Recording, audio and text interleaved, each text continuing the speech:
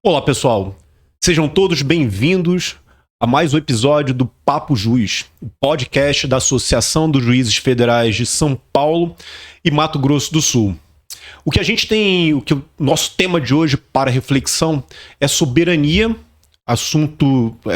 o seu conceito e as suas mais diversos desafios que envolvem o exercício da soberania atualmente, não só no Brasil, mas no exterior, diante de todos esses eventos que têm ocorrido. Eu tenho dois convidados muito especiais, pessoas que têm desempenhado um papel importante na manutenção e na luta pela soberania aqui no Brasil.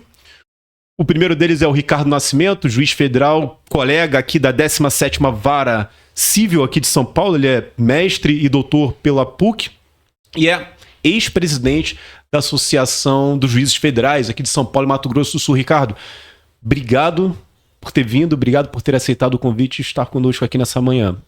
Eu que agradeço o convite, Etienne. Agradecer a JuFesp, a sua presidente, a Luísa Figueiras, e quero contribuir o que for possível, né? Não sou um doutrinador sobre soberania, mas nós estamos vendo essa questão na prática, no dia a dia. Sua contribuição é muito importante aqui. Estou ansioso aqui para aprender com você. Nosso convidado é o Luiz. Nosso outro convidado é o Luiz Marrei. Ele é procurador de Justiça do Ministério Público de São Paulo. Foi ex-procurador-geral de Justiça aqui em São Paulo também e coordenou a missão da OEA em Honduras para combate à corrupção. Ou seja, uma experiência. A gente estava conversando antes aqui do episódio, ele me contando alguns detalhes sobre a experiência dele nessa missão em Honduras e como isso está bem entrelaçado com o exercício da soberania. Ele também foi secretário de Justiça e Cidadania de São Paulo e ex-secretário da Casa Civil aqui do estado de São Paulo. Marrei, obrigado por ter vindo. Bom dia, Etienne. Bom dia, Ricardo. Agradeço o convite da JuCesp de estar aqui para discutir um tema que diz respeito a um país democrático e republicano que é o Brasil. E que, então, esse problema recente traz à luz o problema da soberania. Um dos fundamentos da República Brasileira é algo de interesse de todos, de quem atua no meio jurídico, político e de cada um dos cidadãos e cidadãs. Agradeço o convite, espero aqui participar de um bom debate. Não, com certeza. A ideia é que a gente trocar experiências e conhecimentos de ordem prática, e com certeza vocês dois têm muita bagagem nesse sentido. A ideia também é tirar um pouquinho, um dos objetivos aqui desse episódio é tirar um pouquinho essa imagem de que soberania está ligado apenas às autoridades, ao Supremo, ao presidente. A intenção aqui é passar para o cidadão comum como ele vive, como ele é beneficiado ou prejudicado por uma soberania forte ou por uma soberania enfraquecida. Eu tenho certeza que a experiência de vocês vai ser muito legal nesse sentido.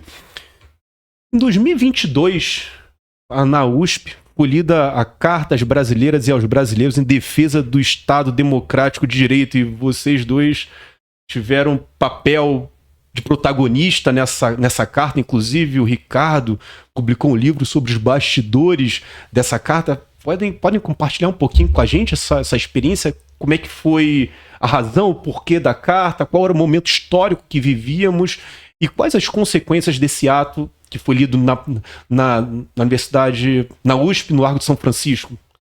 Bom, esse foi um momento importante para o país, e a partir de uma ideia do Ricardo e de outros amigos, e da qual eu tive a felicidade de poder participar, havia um momento muito tenso no Brasil. Nós não podemos esquecer da história.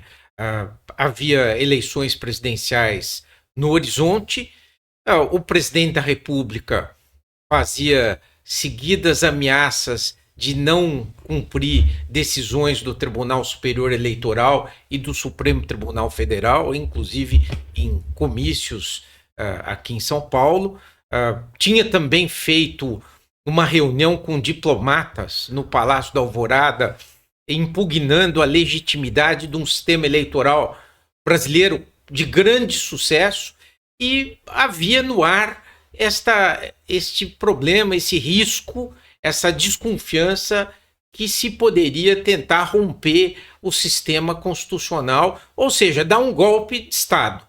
Nessa circunstância, a sociedade estava indócil, estava preocupada, e ex-alunos da Faculdade de Direito, com a iniciativa do Ricardo, depois a qual outros nos somamos, resolvemos apresentar esta Carta de Defesa do Estado Democrático de Direito, que tinha uma semelhança histórica com a carta lida pelo professor Goffredo em 1977, e era uma defesa enfática do Estado Democrático de Direito, da República Democrática Brasileira.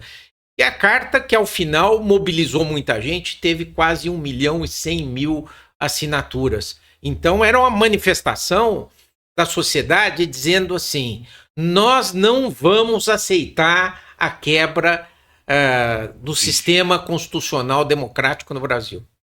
Maravilha, maravilha. Ricardo? Sabe uma coisa? Nós estávamos depois da pandemia.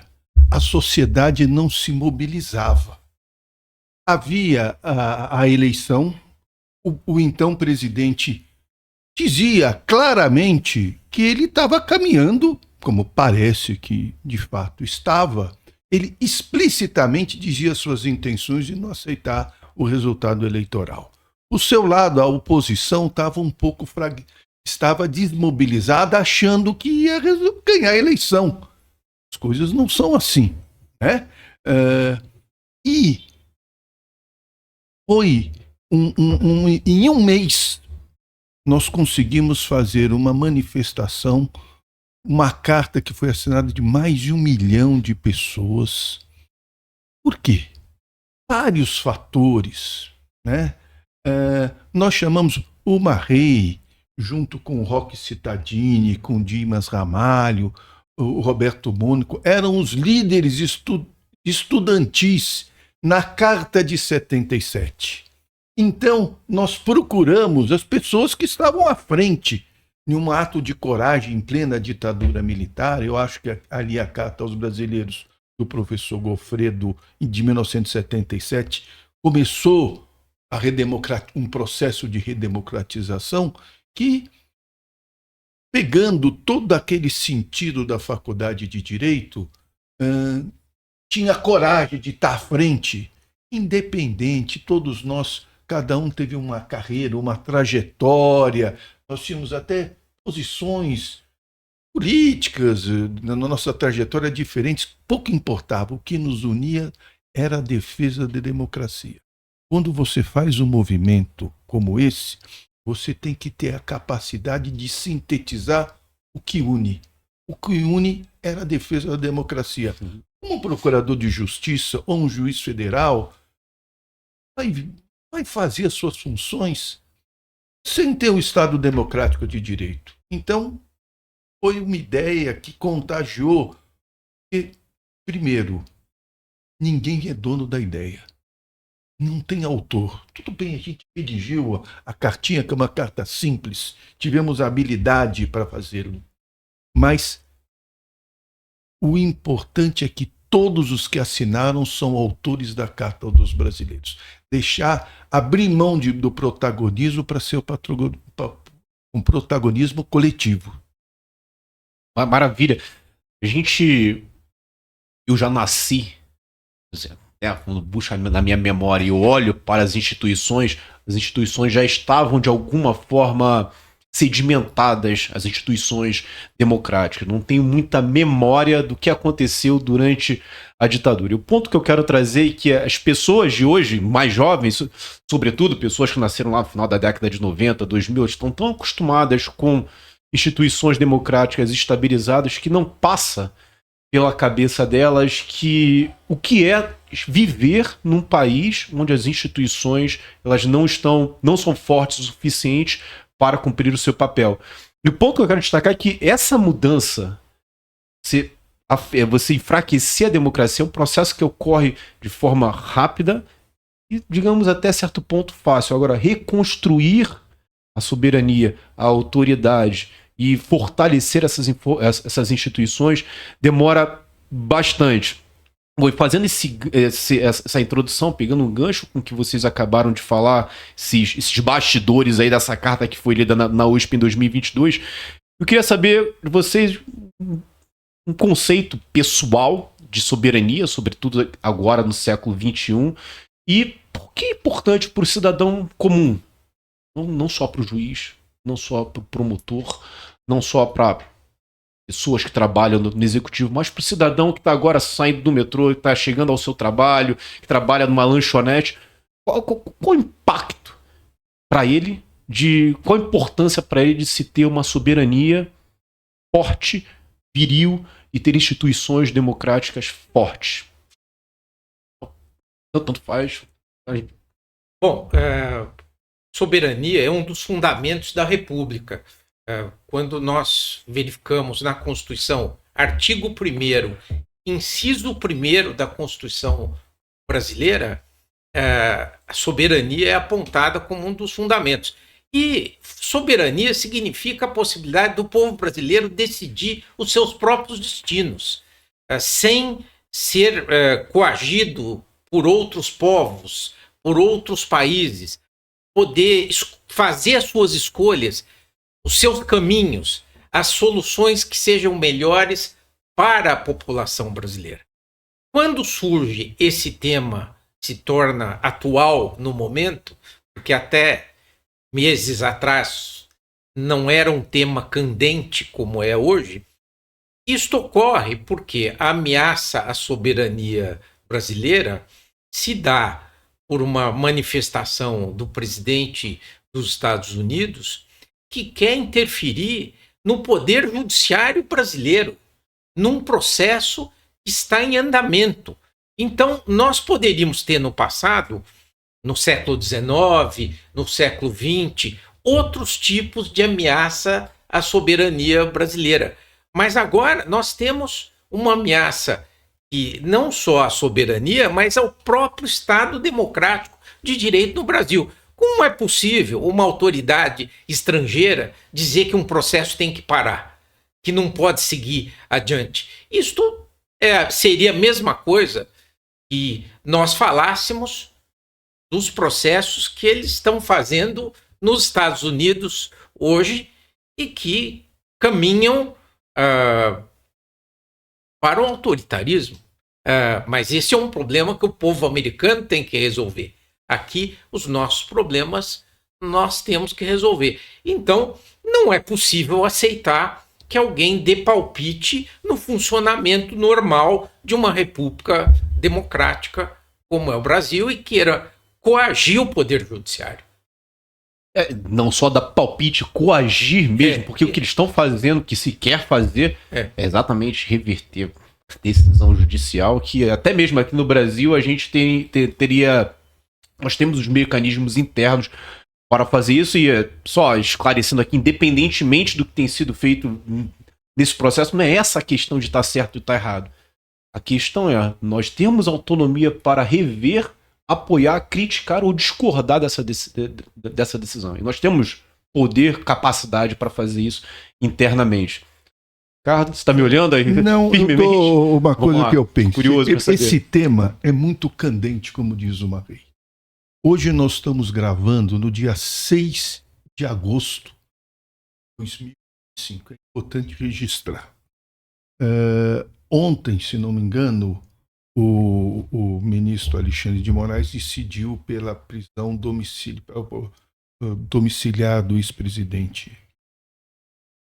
Hoje é véspera do jogo do Palmeiras e Corinthians pela Copa do Brasil.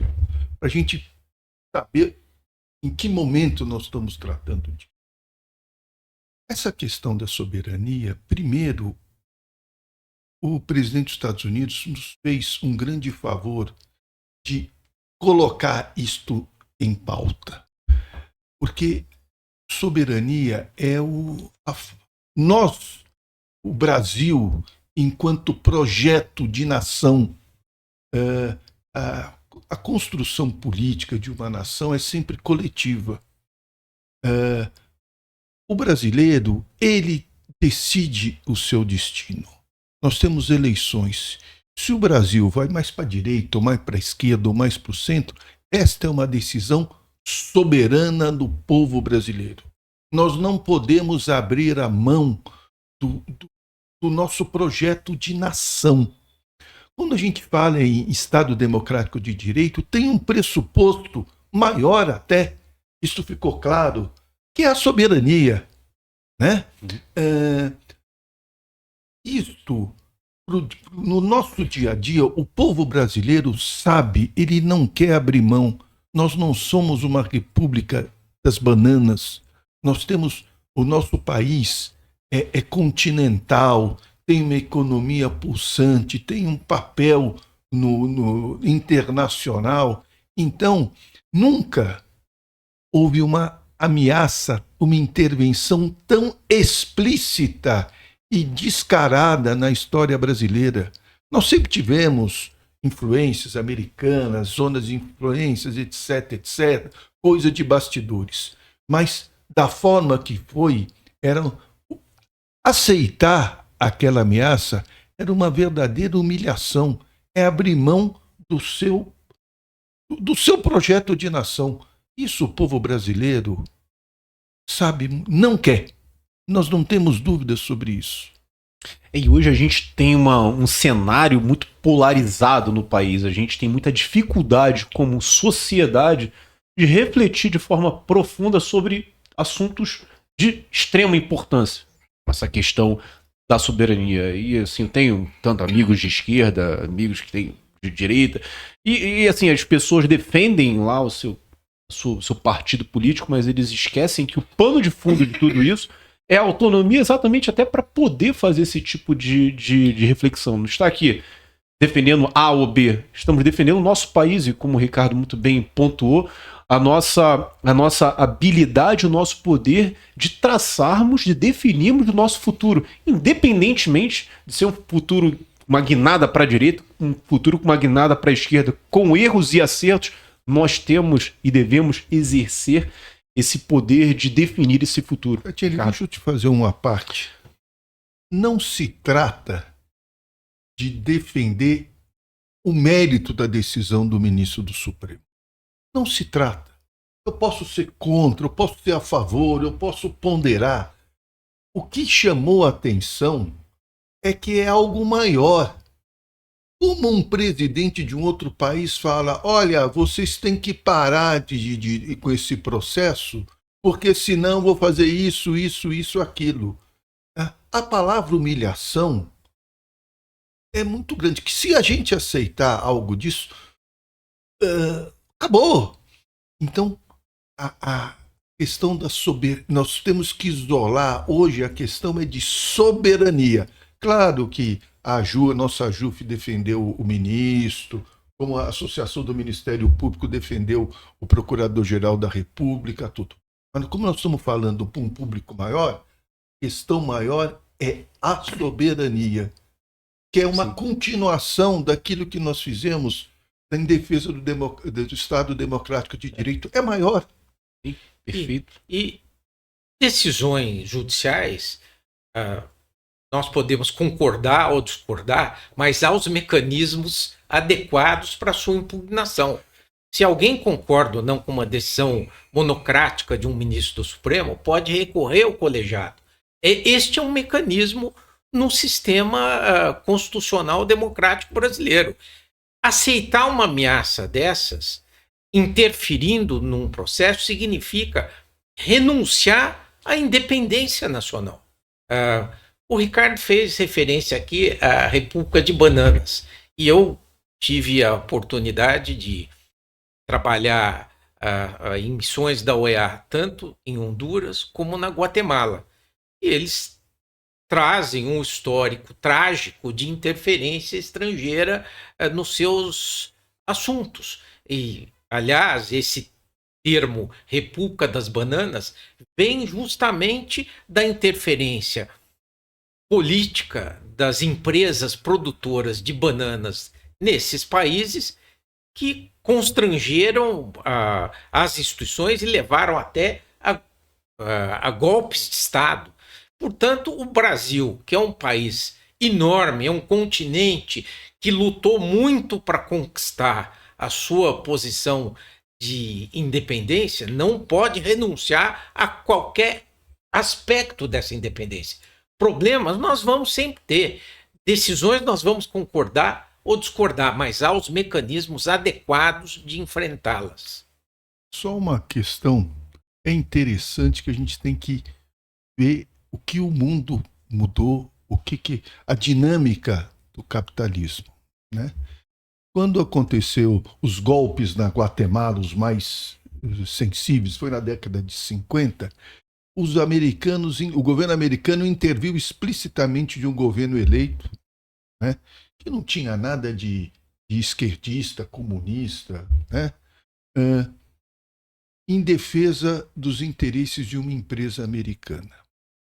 Passados aí 60, 70 anos, nós temos agora um governo americano intervindo explicitamente, não mais a empresa de bananas, são as grandes plataformas digitais. O verdadeiro, a questão da soberania hoje é mais complexa, porque nós temos as plataformas digitais, como é que isso se relativiza, né? Este é o novo desafio, e a intervenção externa tem um interesse econômico explícito, tem a questão política de apoiar um determinado grupo político aqui, tudo bem, mas essa intervenção é multifatorial, tem várias causas, mas, a meu ver, a principal é a defesa do interesse das empresas de plataformas digitais no Brasil. Isso é um problema mundial, na Austrália, na União Europeia, etc, etc. Esse é o novo, a nova questão da soberania. É o aspecto, a modernização da invasão da soberania. No passado, usava-se a terminologia porque as multinacionais tomavam decisões à revelia dos governos que geravam consequências nos países. A forma mais atual deste problema são essas plataformas, porque cada país tem as suas leis. O fato de prestarem serviços úteis, necessários hoje nos países, quem pode viver hoje sem aplicativos de comunicação que geram negócios, que possibilitam o contato das pessoas. Mas, de qualquer forma, em cada país tem que respeitar as suas leis. Esse problema não é só conosco. Essa discussão, como foi dito, está dando com a comunidade europeia. Porque há gente que acha que é possível fazer propaganda de crime nessas redes e que isso tem que ser tolerado. Isso não pode fazer apologia de crime nem pessoalmente, nem em redes, ainda mais com o potencial disto, ou a exploração da pedofilia, da violência de qualquer natureza. Nós vamos aceitar isso como normal, que as pessoas monetizem, ganhem dinheiro expondo isto em território nacional? Não, o Brasil não aceita isso, isso é crime aqui, e, portanto, os limites que o nosso sistema jurídico possam aceitar. E alguns deles não querem que um país soberano possa colocar limites. Isso nós não vamos aceitar que seja feito por vocês aqui. Sim. Rei, só fazendo um gancho com o que você comentou, você participou você chefiou uma missão da OEA em Honduras e Guatemala na nomeação de ministros da Suprema Corte do país, no combate à corrupção em Honduras em particular. Pode compartilhar um pouquinho essa experiência com a gente? Como foi passar um ano na Guatemala e trabalhando com as instituições do país, exatamente para construir um país soberano, com as dificuldades, desafios? Pode falar um pouquinho pra gente, por Sim. favor? A missão, eu passei um ano em Honduras, era uma missão que tinha mais de 50 profissionais, juízes, promotores, policiais, especialistas em tecnologia de países da América Latina toda, e que tinha por tarefa apoiar as instituições hondurenhas na construção das suas próprias capacidades de enfrentamento da corrupção e da impunidade. Participei depois na missão de observação da eleição dos ministros da Suprema Corte e integrantes de tribunais da apelação na Guatemala. O que há de comum em ambos os países é que as instituições são frágeis. Os juízes não têm as mesmas garantias dos juízes brasileiros. Só te interrompendo, essa eleição popular ou é uma nomeação como ocorre aqui no Brasil, presidente da República? Como é que era? Na Guatemala, a eleição dos juízes da Suprema Corte e dos tribunais de apelação são feitas pelo Congresso, mas dentro de um mecanismo híbrido de listas que são formuladas por diretores de faculdades de direito, advogados e magistrados. Eles geram, dentro de um mecanismo, listas nas quais o Congresso vai eleger. Eu não sou a favor desse sistema, porque a politização ela ocorre desde o início. Por exemplo, na Guatemala, como cada diretor de faculdade de direito tem um voto, dizem que há faculdades de direito criadas que eles chamam, que são de fachada, que eles chamam de faculdade de garagem, como se funcionasse numa garagem para ter um voto. Cada país é livre para escolher o seu sistema, eles têm a tradição deles. Mas eu assisti isto de perto e vi as suas dificuldades. Aliás, vendo de fora, nós podemos ver também que nós temos virtudes no nosso sistema. O sistema da magistratura e do Ministério Público ter garantias constitucionais é algo que as pessoas esquecem a sua importância. Nesses dois países, a inamovibilidade, na prática, é muito frágil, inexistente. Recentemente, um juiz da Guatemala ele foi retirado do seu juízo sem ter sido acusado de nada. Era uma vara de perdimento de bens, que julgava casos de perdimento de bens, que envolvia pessoas importantes. Ele foi retirado sem qualquer acusação formal e sem o devido processo legal. Então, em ambos os países, as instituições são frágeis.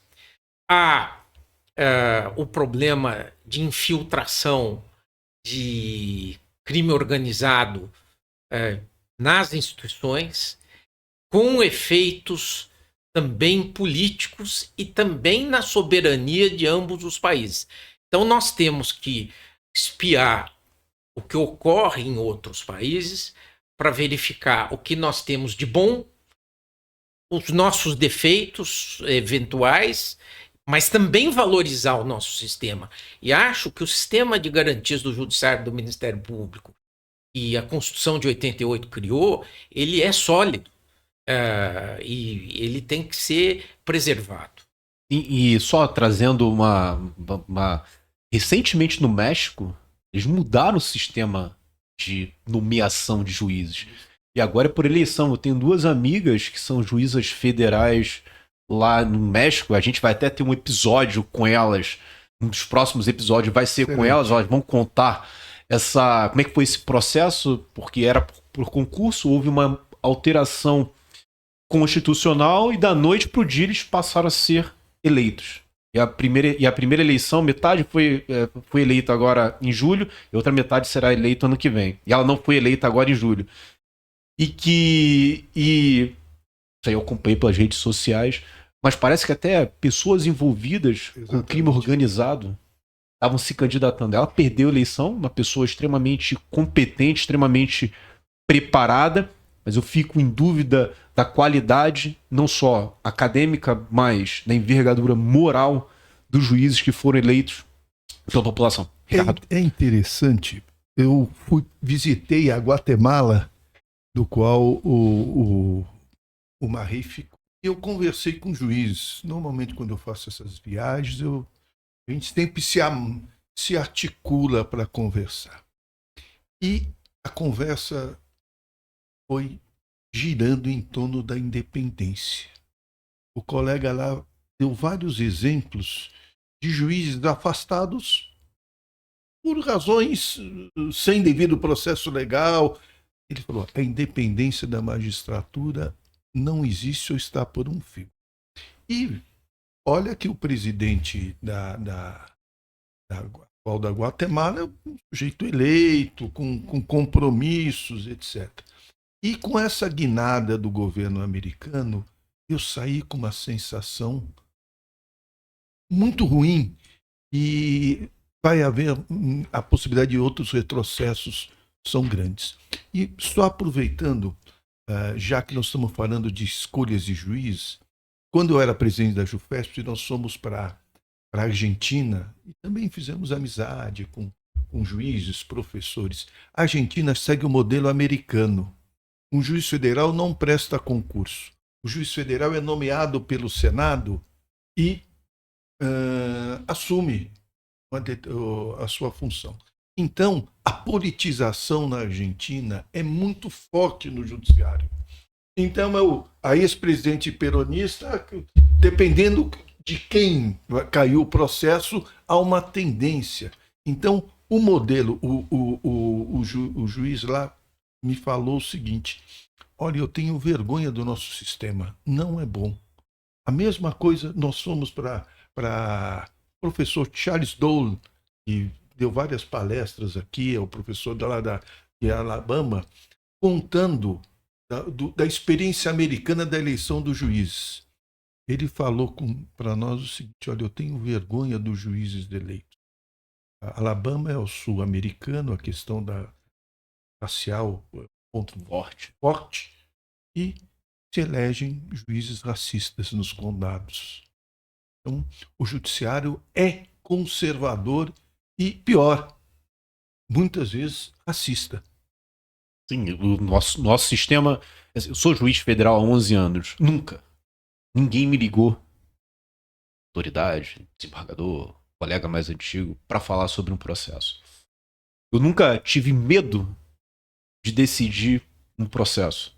Posso até ter decidido errado, e com certeza decidi algumas coisas, mas nunca decidi por medo ou pressionado.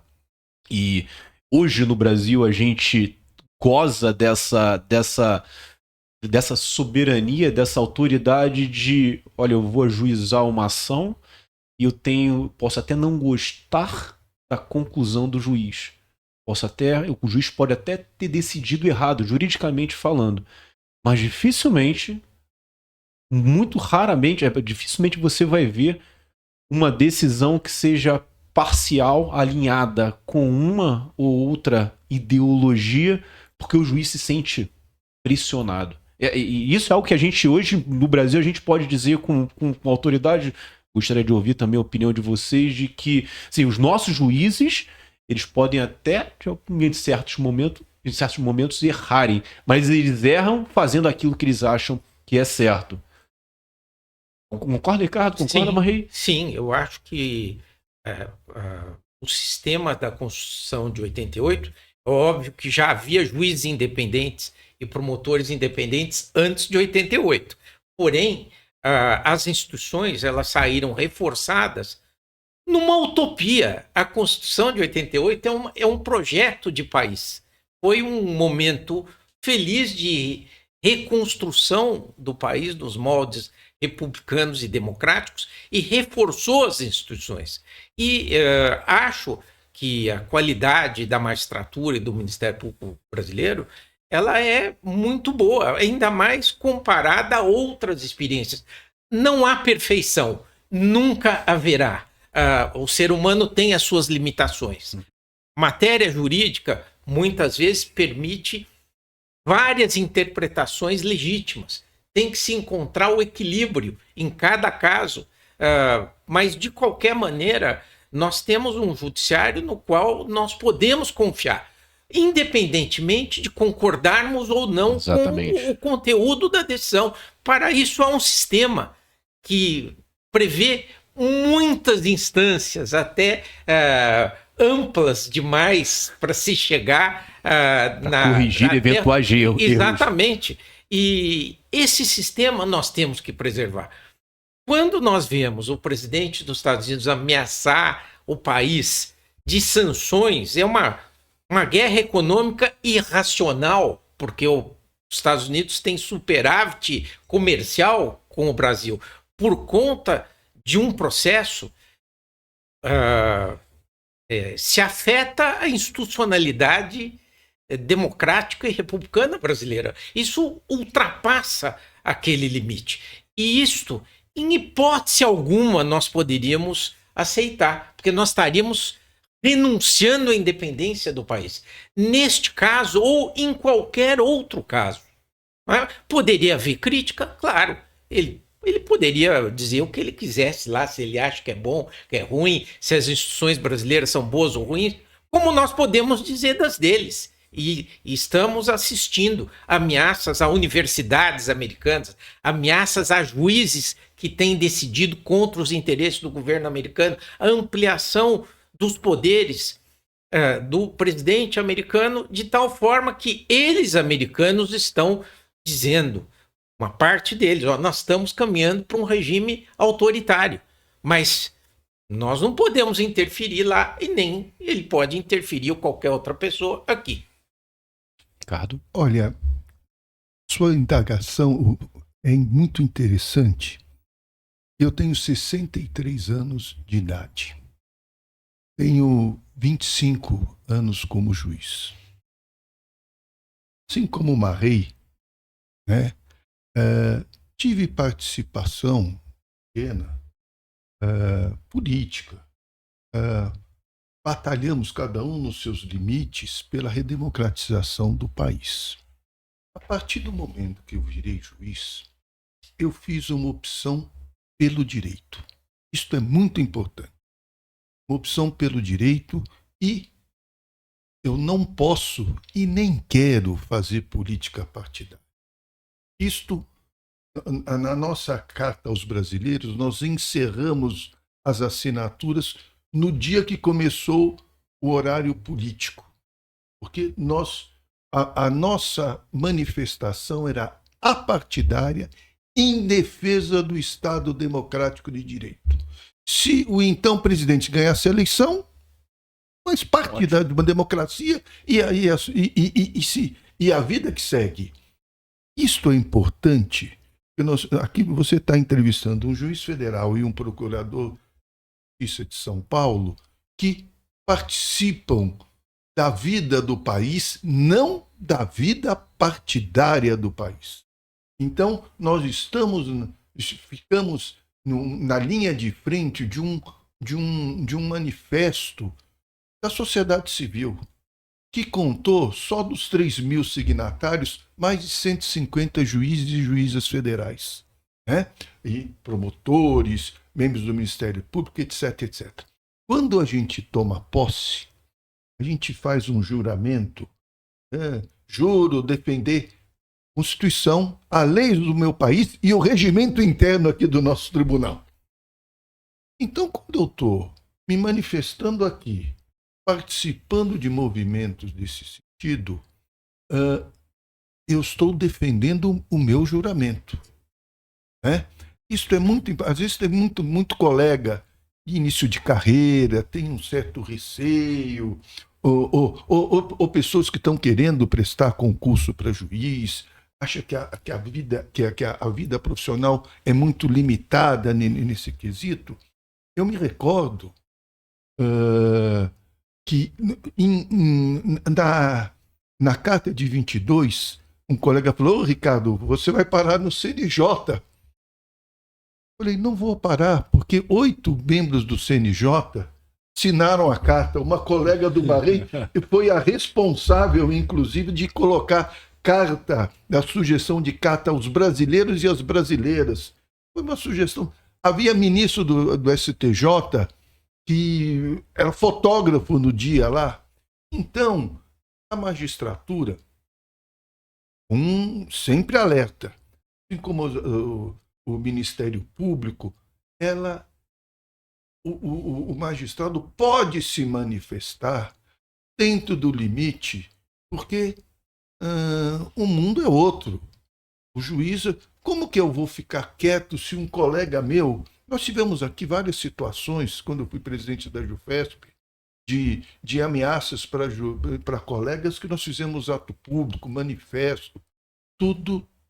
Eu já defendi colega do qual ele sofreu críticas, etc. Eu saí em defesa, enquanto presidente da JUFESP, defendendo decisões que eu mesmo discordava. Por quê? O que está em jogo é a independência do magistrado. Isso eu acho importante a gente pontuar para os colegas, e nós podemos avançar, não há... Às vezes a gente, até por formação pessoal, é muito receoso, mas tem limite. Como vai ser a nossa vida se o alicerce nosso, que é a soberania, o Estado democrático do direito, os alicerces ruírem? Isso é difícil a nossa vida. Sim. A gente, o Marrê falou um pouco da experiência dele em Honduras, Guatemala, você também. Eu comentei a situação do México. E esses países vivem um problema relativo ao crime organizado. Algo que aqui no país, que aqui no Brasil, a gente tem acompanhado um certo avanço, e o que pode, pelo menos em potencial, ameaçar a soberania.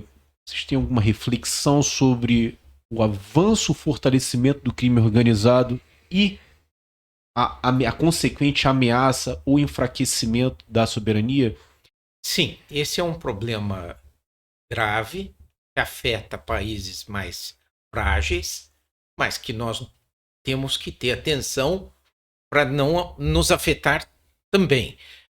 Dou como exemplo o exemplo de Honduras, que tem um ex-presidente da República e um filho de um outro ex-presidente cumprindo pena nos Estados Unidos por tráfico de drogas. Eles foram extraditados, nacionais extraditados. O ex-presidente foi extraditado, o outro foi atraído para fora de Honduras e acabou sendo preso. Mas esses países, e aqui eu vi recentemente uma situação do Equador, há países que extraditam os seus cidadãos, o que felizmente não acontece aqui. E por quê? Porque acham que os seus sistemas são frágeis e não dão conta de processar e julgar determinados criminosos. Ora, quando isto acontece, claro que a soberania daquele país está sendo afetada. Imagina, é a confissão do seu fracasso. De não conseguir apurar, processar e eventualmente condenar, se houver prova, um cidadão seu envolvido em criminalidade organizada de alto risco. Isto tem a ver muito, por exemplo, com os cartéis mexicanos, mas com toda essa estrutura do narcotráfico na América Latina. Creio que no Brasil as instituições são mais sólidas e têm enfrentado este problema. É um problema de difícil solução, porque ele é nacional e internacional. As ligações entre os grupos brasileiros com outros em países vizinhos e europeus, mas é algo que o país tem que estar atento para jamais chegar no ponto de abrir mão de um aspecto da sua soberania, que é o de julgar os crimes praticados dentro do seu território, ou, eventualmente, crimes contra brasileiros praticados no exterior, nas hipóteses em que não tenham sido processados lá. A atenção é necessária, porque há muito dinheiro envolvido, e quando há muito dinheiro envolvido nessas atividades criminosas, é algo preocupante. E nessas experiências, Guatemala, Honduras, como é que o crime organizado ele se infiltrava nas instituições estatais? Tem uma... eu creio... Como é que começava, como é que começou e como é que se aprofundava essa relação íntima a ponto de... Como as instituições são frágeis, era aplicada aquela máxima atribuída ao Pablo Escobar, na Colômbia, em relação aos juízes, ele utilizava a expressão plata ou plombo, ou seja, ou dinheiro ou violência. E nesses lugares, na fragilidade das instituições, é assim que se dá essa infiltração. No interior de um país desses, um juiz sem garantia, sem proteção, claro, nada justifica que a pessoa seja subornada. Em algumas circunstâncias, ninguém o protege, aquele profissional pode ser ameaçado. Chegou um ponto em Honduras que houve um momento que, para determinados crimes, se criou a prisão preventiva obrigatória, se resgatou algo que o próprio sistema da OEA de direitos humanos não aceita, porque para não deixar o juiz ter que decidir quanto à prisão preventiva, para não expor o próprio juiz, porque ele não poderia ser ameaçado, porque a prisão preventiva era automática para determinado tipo de caso ligado ao narcotráfico e lavagem de dinheiro. Então, instituições frágeis geram a oportunidade para essa infiltração. Aqui, claro, nós sempre temos que estar atentos nos concursos, porque o investimento por parte de organizações criminosas pode existir, mas se existe, eu creio que as nossas instituições, de maneira geral, são preservadas. Claro, dentro da imperfeição humana, é o que existe. Sim, tanto é que os juízes, pelo menos na minha experiência, conversando com os colegas se sentem confortáveis de decidirem e interpretarem a norma de acordo com a sua convicção. Como você acabou de mencionar, alguns problemas, mas são muito pontuais. Se imaginarmos que somos 18 mil juízes no país e os problemas que temos de corrupção, por exemplo, são muito pontuais, isso significa que o sistema ele funciona. Concorda, Ricardo? Sim, você fez a questão, ponderou sobre a soberania hoje. Evidente pela circunstância que nós estamos tratando, para a conjuntura atual, essa intervenção do presidente dos Estados Unidos na nossa soberania, nós estamos fazendo todo um trabalho de defesa da soberania. E, tempos atrás, o tema seria a relativização da soberania. Um valor 100% absoluto, porque ele permite, por exemplo, relativizações em institutos aqui na América Latina, muito conhecidos, na sua OEA, as integrações, as questões envolvidas com extradição, com asilo político, que é algo muito importante. Agora o refúgio, nós temos também questões tributárias interessantes, o sistema de direitos humanos, né? A OMC, o mundo estava há um sistema internacional em construção. O atual presidente dos Estados Unidos retirou a principal potência dessas instituições, não aceita jurisdição internacional em vários aspectos, etc, etc. É muito cedo para avaliar toda essa complexidade. A gente não sabe qual vai ser a vontade popular americana daqui a alguns anos. Ele tem apenas alguns meses, 8 meses de mandato. Tem ainda uma história muito grande, né? A história não anda para trás, né? Mas qual vai ser a avaliação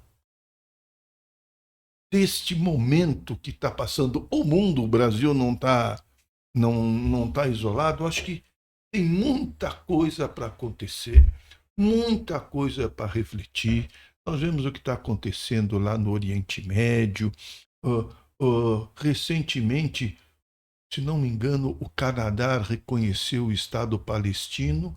O presidente americano aumentou as taxas para 40%, não sei o percentual. para um país que tem uma interligação econômica, uma integração muito maior do que o Brasil. Então, este tema, bem oportuno no nosso podcast, ele deve voltar, porque há várias formas de abordagem a ele. Isto, inclusive, é uma boa tema de dissertação, Com né? certeza. Ou de concurso público, porque quais são os limites de relativização da soberania? Considerando a tecnologia, redes sociais, o avanço do crime organizado, que há 40, 50 anos já eram coisas que a gente não imaginava. Este ano, eu sou juiz aqui de uma vara civil, os processos mais complexos que tirou o meu sono envolviam plataformas digitais, as decisões. Eu falo, meu Deus, que coisa moderna. Isto vai estar na ordem do dia. As questões de imigração estão na ordem do dia de uma vara federal. Isto tende a aumentar. Em relação a esse tema, a própria Constituição traz mecanismos da previsão dos tratados internacionais que o Brasil possa assinar, reconhece o Tribunal Penal Internacional, ou seja, voluntariamente, pelos mecanismos próprios, o Brasil se integra a organismos multilaterais e pode reconhecer decisões tomadas nesses foros, desde que tenha previsão constitucional e que sejam os tratados aprovados pelo Congresso Nacional. Então, claro, em matéria de direitos humanos, por exemplo, o que não se pode é coagir um país a aceitar uma solução ou ter uma interferência que ele não admite. Nós, no passado, no século XIX, havia diplomacia das canhoneiras. Não é? Quem estudou um pouco, até o Império Britânico, a interferência na Ásia para abertura de mercados, enfim, isto passou, mas hoje há outros mecanismos que nós estamos de rompimento do multilateralismo e será ruim para a humanidade como um todo, porque no concerto dos países, nos acordos firmados nesses mecanismos, a paz prevalecerá. O comércio é um instrumento importante da paz também. Sim, com certeza. Bom, a gente está caminhando já para o final do episódio. Eu queria pedir de vocês alguma reflexão final, alguma mensagem que vocês queiram deixar para os juízes ou para os membros do Ministério Público, até mesmo para os cidadãos, para as pessoas que estão escutando aqui o podcast, envolvendo a importância da soberania e o dever que a gente tem, não só moral, mas como cidadãos, de defender a soberania do nosso país e, como muito bem pontuou o Ricardo, a nossa autoridade de desenhar e construir nosso próprio futuro. Posso começar?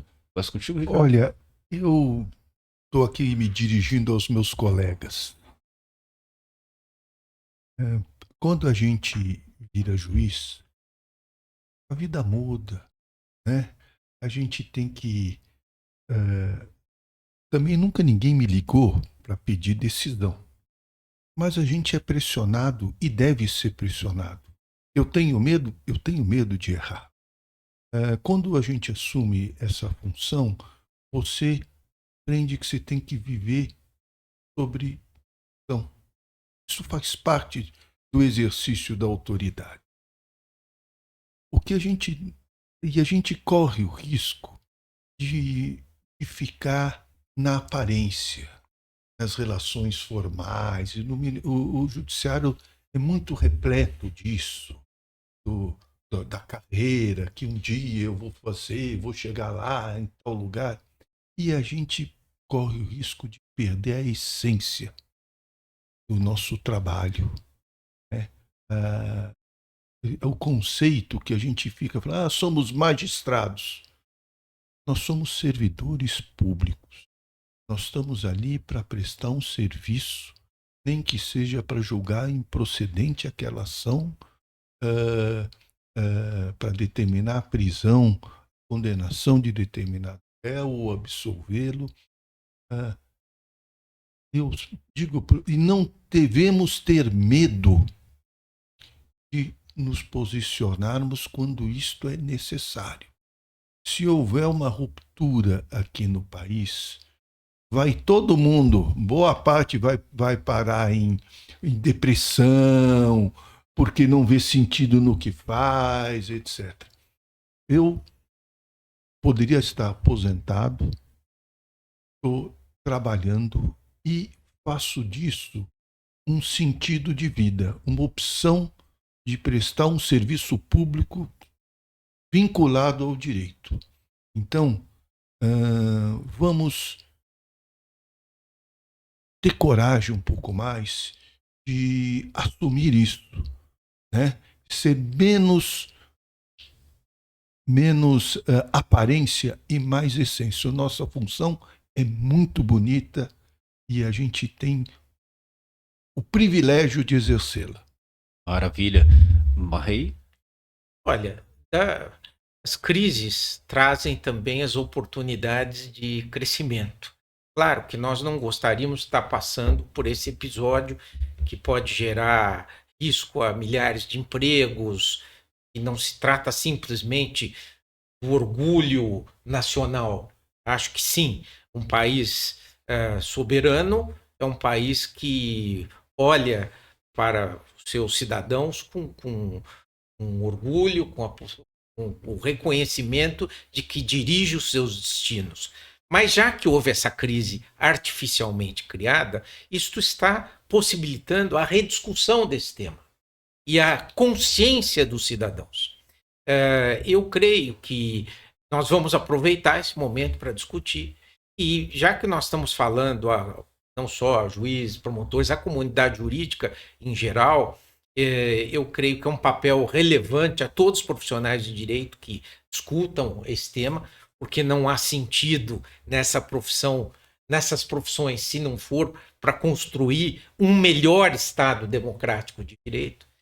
Falar aos que ambicionam ser membro das carreiras públicas que elas não podem ser tratadas como emprego, não é? Que se não se agregar essa consciência, esse idealismo de ajudar as pessoas, de garantir os direitos, de não aceitar a conduta dos violentos, dos arrogantes, de dar a cada um o que é seu, isto é o que importa. Não é? Nós temos que recrutar gente idealista, que se identifique com esse sonho, que é construir um país melhor. Certeza. Bom, no final de cada episódio, a gente dá oportunidade aos participantes, aos convidados, de falarem de algum projeto pessoal, de algum projeto social, profissional que estejam conduzindo. O Ricardo acabou de publicar um livro. Quer falar um pouquinho sobre o livro, a editora, onde é que a gente pode comprar? Essa experiência da carta... Desculpa. Qual o título do livro? Só para o pessoal. O título é Bastidores. A articulação da Carta às brasileiras e aos brasileiros em defesa do Estado Democrático de... É a carta lida em 2022 que a gente comentou aqui, né? Exatamente. Legal. Quando terminou a carta, eu vi que aquilo precisava ser registrado. Sabe quando você tem... Bem, a gente faz mestrado, doutorado, tal, mas você pensa em escrever um livro, aí passa a vontade e você não escreve. Naquele episódio eu falei, sou eu que tenho que escrever? Porque eu peguei desde o início. Algumas partes eu não participei, eu deixo isso bem claro, que é um relato individual, parcial, mas aquilo precisava ser reportado, registrado, porque a gente até sabia que estava certo, né, Marrei? Mas a gente não imaginava que a gente estava tão certo assim. E esse projeto foi em um ano eu escrevi, no 11 de agosto de 2023 ele estava publicado, e espero ser um projeto eu tenho vários projetos. O que é a vida sem os projetos, né? Espero ficar o resto da minha vida construindo projetos, alguns realizando e outros não. E é assim que a gente ganha sentido. Ah, maravilha. Para quem estiver interessado, o nome do livro é Bastidores, a articulação da Carta às Brasileiras e aos Brasileiros em Defesa do Estado Democrático de Direito. A editora é Ucitec. Ucitec. Para quem tiver interesse aí, olha, vale a pena. Já consegui a minha edição aqui, já vou cobrar o Ricardo para fazer uma dedicatória. Após o episódio ele vai se ver comigo. Um projeto pessoal, Não, alguma coisa que eu queria dizer o seguinte, eu devo completar 45 anos de ingresso no Ministério Público agora no próximo mês de setembro. E o que eu quero é continuar tendo forças e motivação para exercer o meu papel. Eu fiz essa opção por esta carreira por idealismo. Achei que o meu temperamento era irrequieto demais para a magistratura e exerço a minha atividade junto à Seção Criminal do Tribunal de Justiça de São Paulo, no Colégio de Procuradores de Justiça do Ministério Público de São Paulo. Eu creio que, mesmo depois desse tempo, nós temos que manter o entusiasmo. Claro que eu já poderia me aposentar faz tempo, não me vejo fazendo outra atividade e creio na importância de continuar tendo essa militância em prol da justiça, da democracia no Brasil. Esse é o meu projeto. Tá, não, e fica aqui como sugestão, de repente, você escrever sobre essa sua experiência, essa missão da OEA na Guatemala e Honduras e o que a gente pode aprender e para evitar ou acabar executando aqui no Brasil. Só uma sugestão aí, tá? Pessoal, adorei o bate-papo, adorei conversar com vocês. Obrigado mesmo pela gentileza, pelo carinho de atender ao pedido aqui da Jufesp, contribuir aqui para esse episódio, não só para essa conversa super informal, mas super reflexiva, mas também para as pessoas que estão nos assistindo. Tenho certeza que todos também vão ter uma experiência fascinante. Obrigado pelo tempo de vocês e pelo carinho de vocês com a associação. Pessoal, obrigado pela atenção de todos. Nós vamos ter um episódio que vai ser uma espécie de continuidade desse aqui sobre o judiciário no México, que atualmente os juízes lá, inclusive a Suprema Corte, é eleita por voto popular, e essa foi uma mudança muito recente, de 2 anos, uma mudança constitucional. E a gente vai conversar com 2 juízas que entraram no sistema anterior e acabaram participando dessa eleição, da primeira eleição que aconteceu agora em julho. Então a gente vai ter uma troca de ideias e falar desde o judiciário mexicano até como isso fortalece ou prejudica a soberania do México e o que a gente pode aprender com tudo isso. Obrigado a todos. Vou deixar aqui os nossos endereços da associação nas redes sociais. Curtam, comentem, participem. É um grande prazer estar com vocês. Obrigado. Fiquem com Deus. Até a próxima.